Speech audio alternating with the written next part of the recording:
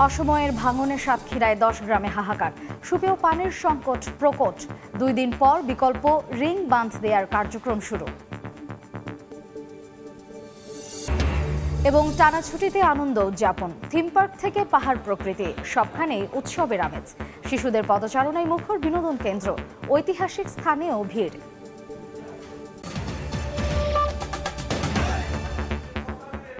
বাংলার সময়ের সঙ্গে আছি আমি মার্জিয়া শ্রেয়া।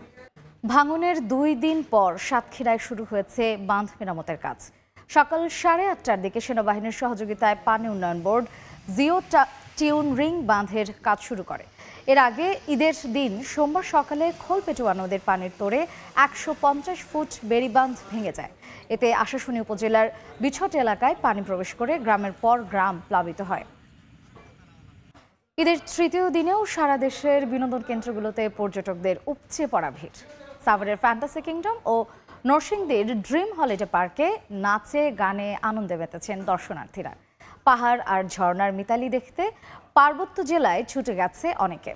উৎসবে ইতিহাস ঐতিহ্যকে স্মরণে রাখতে অনেকেই ঢু মারছেন ঐতিহাসিক দর্শনীয় স্থানগুলোতে। নাচে গানে উৎসবে মাতোয়ারা পর্যটকরা। ঈদের তৃতীয় দিনেও আনন্দের ভাটা পড়েনি এতটুকু। সাভারের আশুলিয়ায় ফ্যান্টাসি কিংডম ও নরসিংদীর ড্রিম হলিডে পার্কে সকাল থেকে বিনোদন প্রেমীদের উপচে পড়া ভিড়। বাচ্চারা আসার জন্য খুব ইচ্ছুক, যার জন্য ঈদের অনেকদিন ছুটি পেয়েছি, বাচ্চাদের নিয়ে ঘুরতে এসেছি। পুরো ফ্যামিলি নিয়ে আসছি, খুবই আনন্দ পাচ্ছি, খুবই মজা হচ্ছে।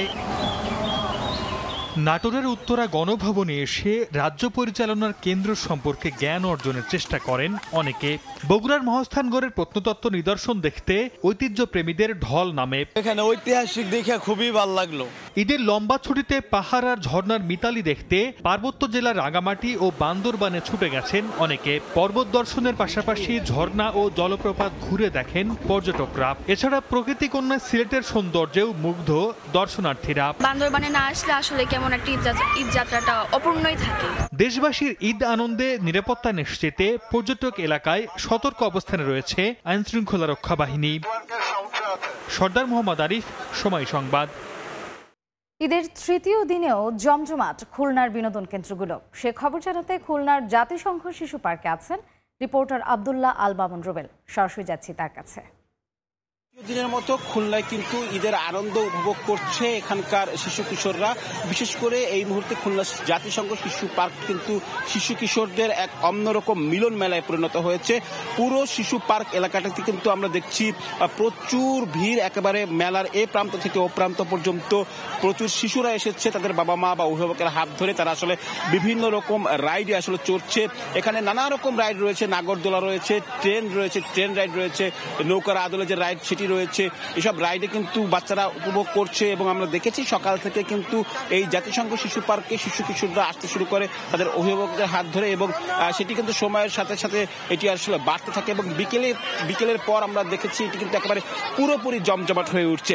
এখানকার আসলে অভিভাবকরা বলছেন খুলনা আসলে বিনোদন কেন্দ্রের কিছুটা অভাব রয়েছে, সেই অভাবের জায়গাটা কিছুটা পূরণ করেছে জাতিসংঘ শিশু পার্কের এই শিশু মেলা। এখানে তারা তাদের বাচ্চাদের নিয়ে আসছেন এবং তারা আসলে আনন্দ উপভোগ করছেন। তারা আসলে বলছেন যে এবারের ঈদের ছুটি কিছুটা বেশি হওয়ায় তারা কিন্তু এই সময়টাকে আসলে বেশি আরো উপভোগ করতে পারছেন।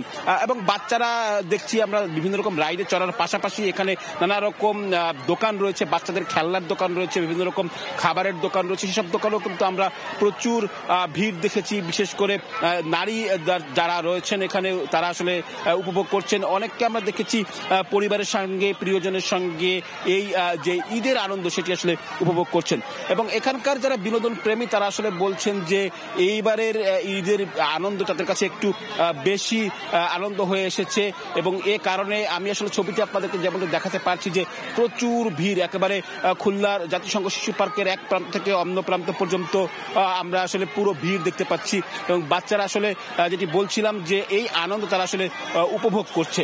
আমরা যেমনটা আসলে দেখাচ্ছিলাম ঠিক আমার ছবিতে আমার পেছনে যেমনটা আসলে দেখছেন বা আপনার ফ্রেমে যেটি আসলে দেখছেন যে নানা রকম রাইডে মাতোয়ারা আসলে এখানকার শিশুরা, এবং তারা কিন্তু তাদের অভিভাবকেরা হাত ধরে আসছেন এবং এই যে আনন্দ তারা আসলে বলছেন, আনন্দ তারা আসলে উপভোগ করছেন।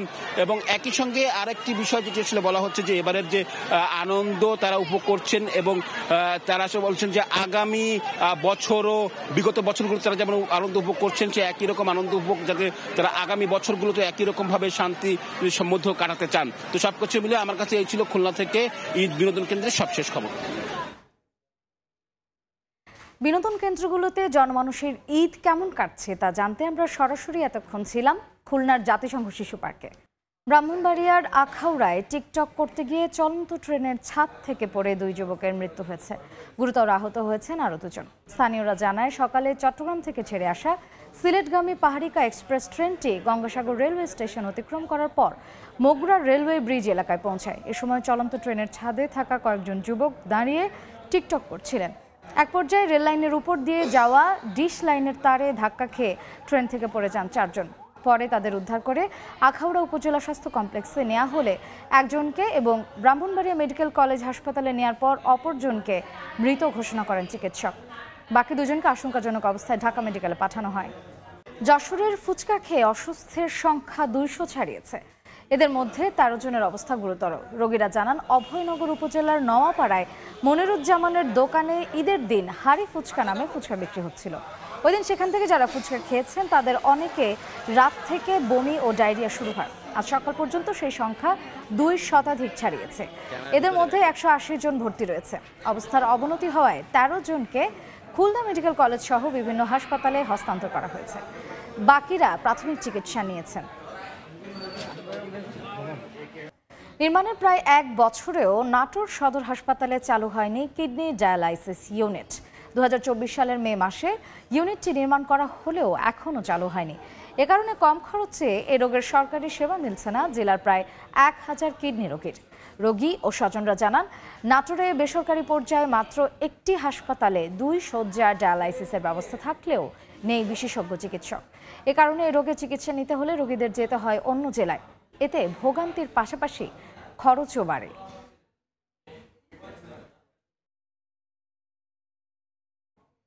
বাংলার সময় শীর্ষ সংবাদগুলো জানিয়ে দিচ্ছি আরেকবার। অসময়ের ভাঙনে সাতক্ষীরায় 10 গ্রামে হাহাকার, সুপেয় পানির সংকট প্রকট।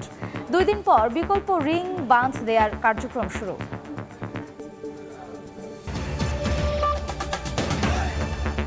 এই ছিল বাংলার সময়, সঙ্গেই থাকুন সময়।